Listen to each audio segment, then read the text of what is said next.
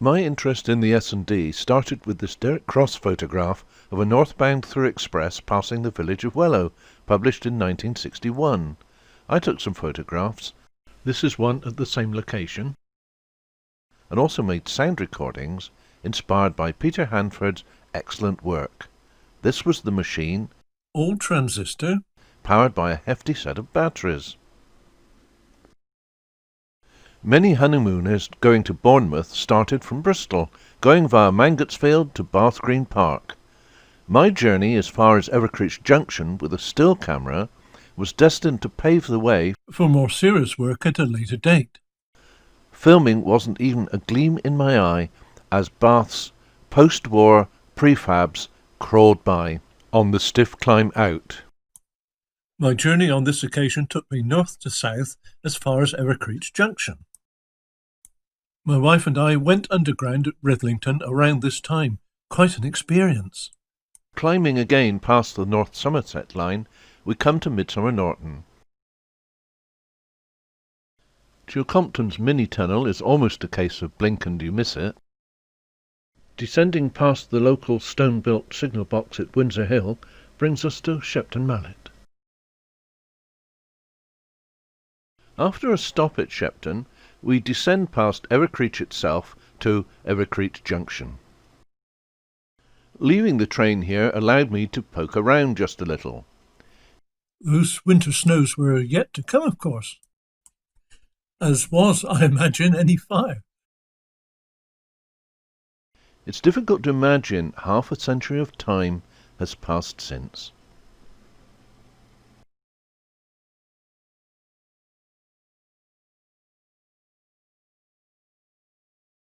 Meanwhile, Ken Barter had been filming trains here and there, and at the 11th hour I persuaded him I could work alongside him and make a sound-synchronized film record of the S&D. So we had a very competent cameraman and an enthusiastic sound recordist working together. Audio tape was edited on this machine, accounting for 1 of the 3 years of editing time. Being the final winter, conditions were at times tough, which did make it a very genuine record, appreciated at the many subsequent screenings on a sound-synchronized projector following those 3 years. The then Somerset and Dorset Circle premiering it in 1971. Many more screenings followed. Transport film archivist John Huntley encouraged me to make a transfer to video.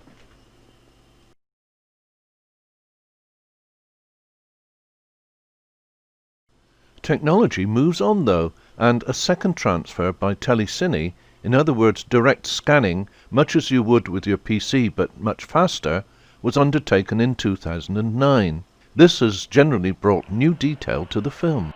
Shot on 8mm Kodachrome. Ken and I shared the expense.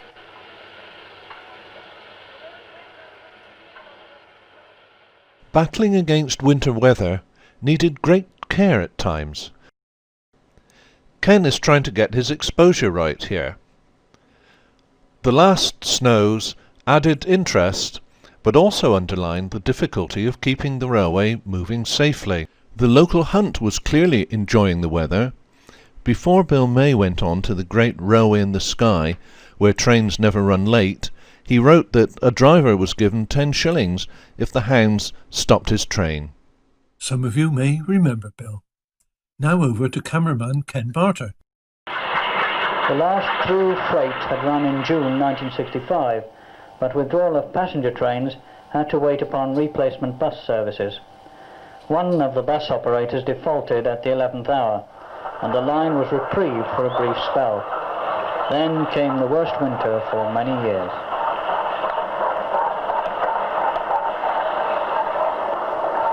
It was almost as though nature were aiming a final blow at the almost prostrate body of the S&D. Some of the few remaining trains performed their intricate manoeuvres about the junction at Temple Combe. From the 5th of January 1965, a so-called interim emergency service was introduced.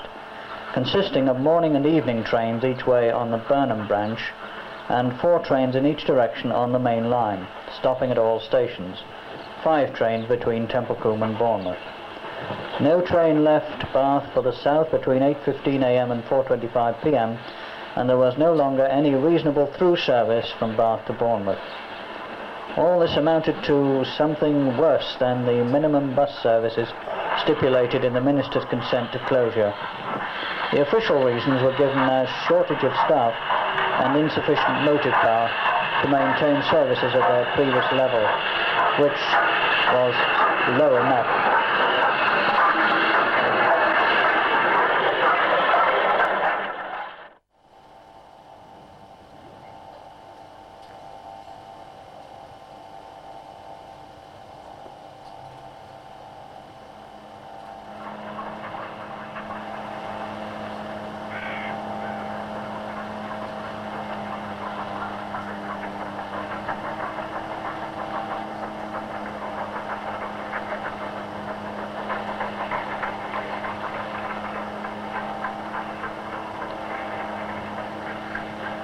And here we see a train from Evercreech Junction to Bournemouth, backing out of Templecombe,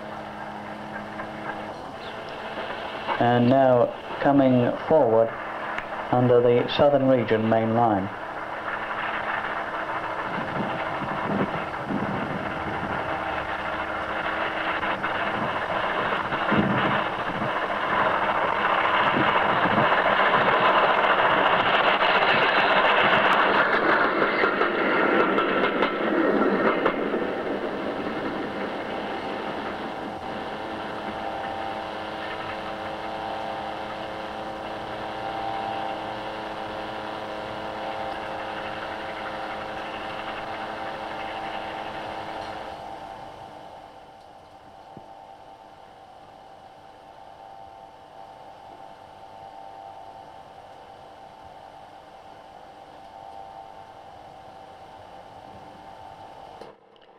The snow lay thick on the ground as a northbound train struggled up to Shepton Mallet.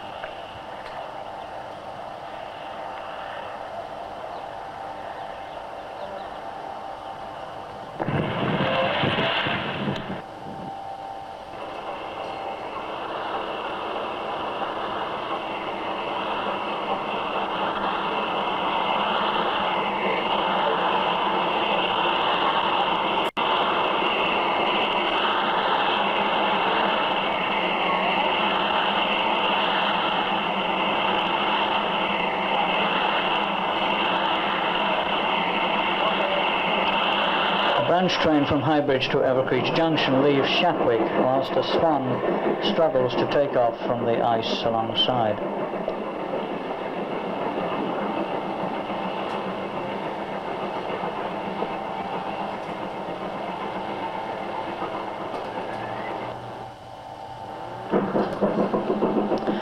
On one memorable morning, February the 5th, the Mendips were shrouded in fog and the railway was still in the grip of snow and ice. The morning train from Templecombe to Bath had been stalled for an hour between Evercreech and Shepton Mallet. There its engine gave up the ghost and was removed, and a relief was summoned from Templecombe.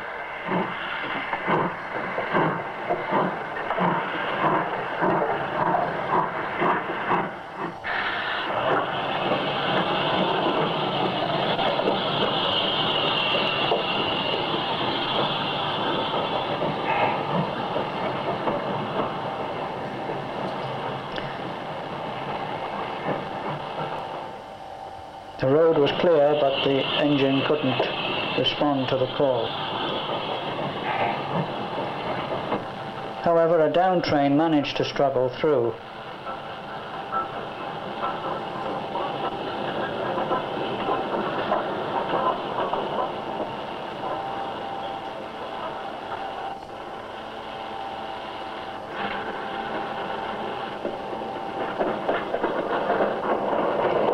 Shortly after, the relief engine from Templecombe arrives for the up train.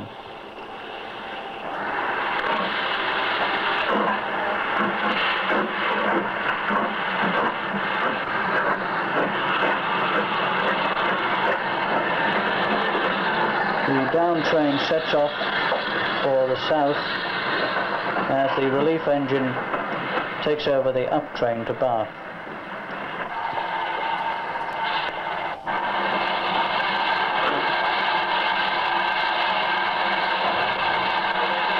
By this time, the displaced passengers had miraculously made other arrangements and had vanished into the fog.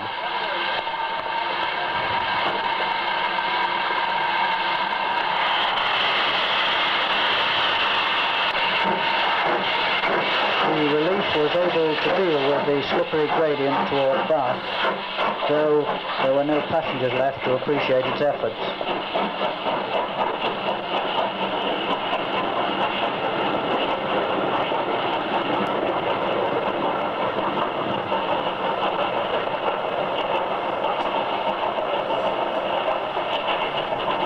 The failed engine was still expected in its parlous state to deal with the afternoon up train, and indeed just struggled through in the gloom very late, as we shall see.